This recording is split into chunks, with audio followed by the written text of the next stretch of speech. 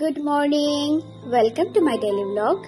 আর এই তো অপেক্ষার দিন শেষ, আজকে কলকাতায় ফিরে যাওয়ার পালা।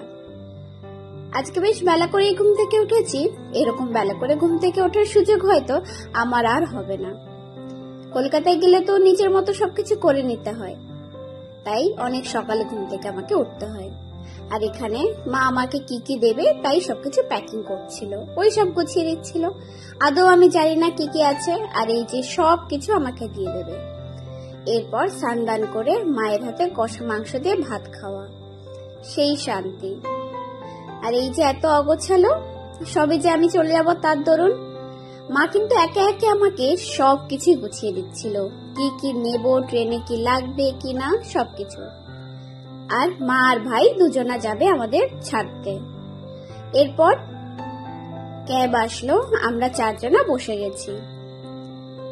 বেশ এখন অনেকটা রাস্তা, আর এই সময় আমার খারাপ লাগা শুরু, কারণ অনেকটা দিন একসাথে থাকার পরে এরকম ভাবে ছেড়ে যেতে ইচ্ছা আমার হয় না।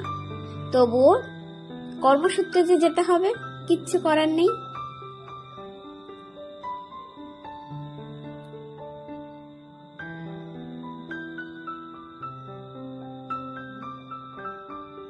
এরপর ভাই আর মা আমাদের দুজনকে ট্রেনে বসিয়ে দিয়ে যায়। আমি পা হাত পা ধুয়ে মুখে জল দিয়ে একটু ফ্রেশ হয়ে নিই, বেশ ক্লান্ত লাগছিল। যারা মা বাবাকে ছেড়ে থাকে তারাই একমাত্র জানে মা বাবাকে ছাড়া থাকা কতটা কষ্টের, কতটা খারাপ লাগা এখানে কাজ করে। শরীরটা খারাপ থাকার দরুন মা কিন্তু এখানে কিছু ফলও দিয়ে দিয়েছিল, তার ভেতরে এই যে ডালিম।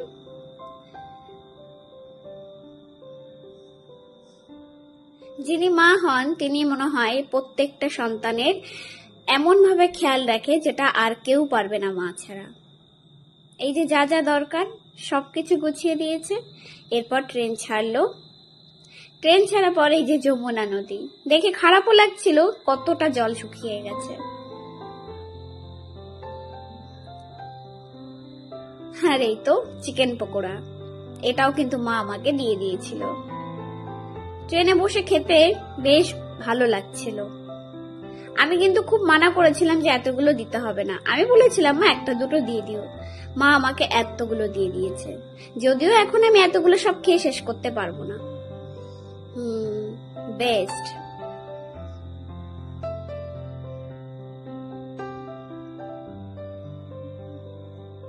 আর এইখানে পুরো জায়গাটা খালি, এখানে আমরা দুজন, বাকি আর কেউ নেই। পুরো শান্তি, নির্ঝুম, বেশ ভালো লাগছে।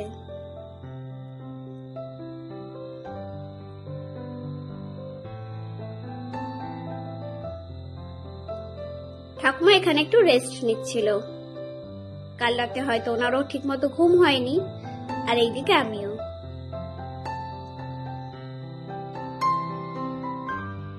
এরপর রাতে ডিনার করার টাইম, যদিও ডিনারের টাইম এখনো হয়নি, অনেক আগেই 7:30 মতো এখন বাজে।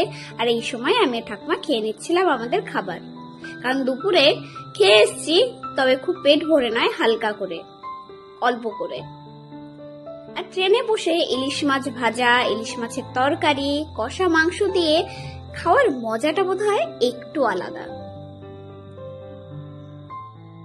আমি এখানে প্রথমে ইলিশ মাছের তরকারি দিয়ে একটু টেস্ট করছিলাম।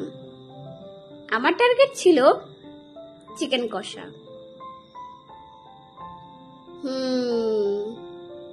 বেস্ট, সত্যি সুন্দর, অনেক টেস্ট হয়েছিল। আমি তো টেস্ট করার নামে বেশ অনেকটা ভাত খেয়ে ফেলি ইলিশ মাছের ঝোল দিয়ে। এরপর সেই চিকেন কষা, যেটা অনেক আগে থেকে আমি লোভ করে বসেছিলাম, এটা দিয়ে আজকে ডিনার সারবো।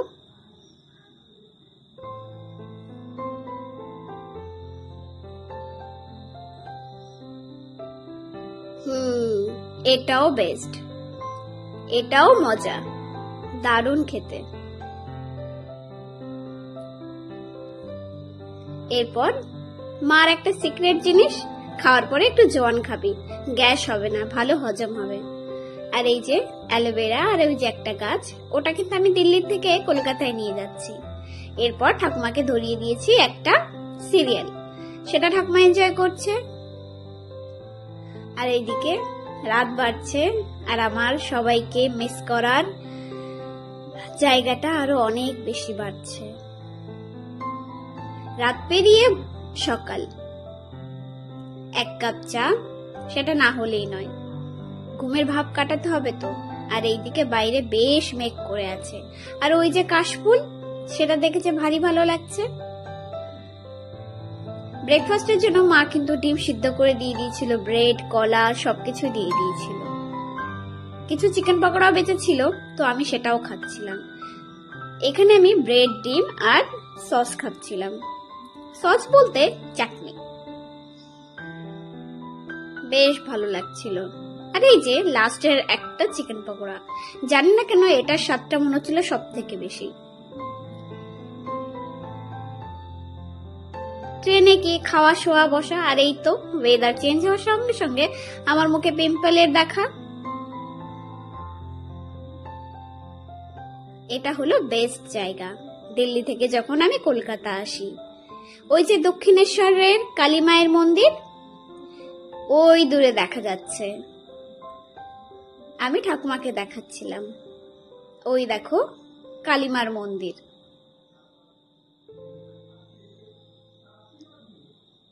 যতবারই আসি এই সুযোগটা কিন্তু আমি হাতছাড়া করি না, ট্রেন থেকে যাওয়ার পর এই দর্শন করাটা।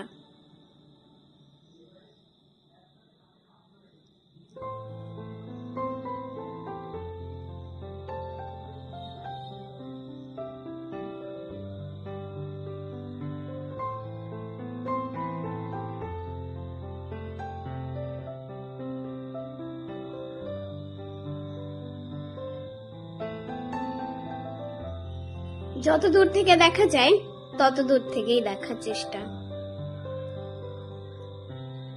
আর এই তো চলে এসেছি, আমাদের নামার সময় হয়ে গেছে। এখন এক এক করে ব্যাগপত্র নামিয়ে নিয়ে আমরা পরে লোকাল ট্রেনে আবার বসে যাই। এখান থেকে সোজা বাড়ি যাব। বাড়িতে এখন অনেক কাজ, অনেক কিছু করতে হবে, পয় পরিষ্কার। এইদিকে তো কলকাতায় তুমুল জোরে বৃষ্টি।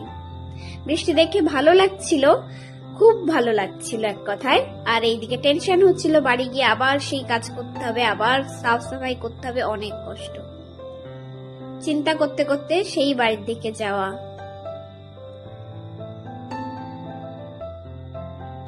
আশা করছি আমার ভিডিও আপনাদের ভালো লাগবে। আজকে এইটুকুই, টাটা।